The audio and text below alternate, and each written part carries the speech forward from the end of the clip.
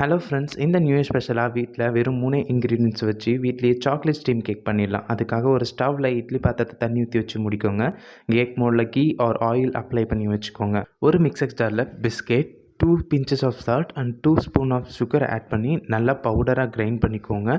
பவுடரை ஒரு மிக்சிங் பவுலில் ஆட் பண்ணி ஒரு 100 ml மில்க் ஆட் பண்ணி நல்லா மிக்ஸ் பண்ணுங்கள். அடுத்து மிக்ஸ் பண்ண உடனே எக்ஸ்ட்ரா கன்சிஸ்டன்சிக்காக இன்னும் 100 ml மில்க் ஆட் பண்ணியிருக்கேன். இதையும் ஆட் பண்ணி நல்லா மிக்ஸ் பண்ணிக்கோங்க.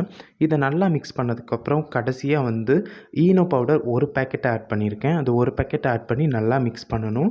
மிக்ஸ் பண்ண உடனே நோட் பண்ணிக்கோங்க, மிக்ஸ் பண்ண உடனே மிக்சிங் பவுலில் ஆட் பண்ணி நம்ம ஆல்ரெடி ஸ்டீம் பண்ணி வச்சுருக்க இட்லி பாத்திரத்தில் வச்சு முடிக்கலாம்.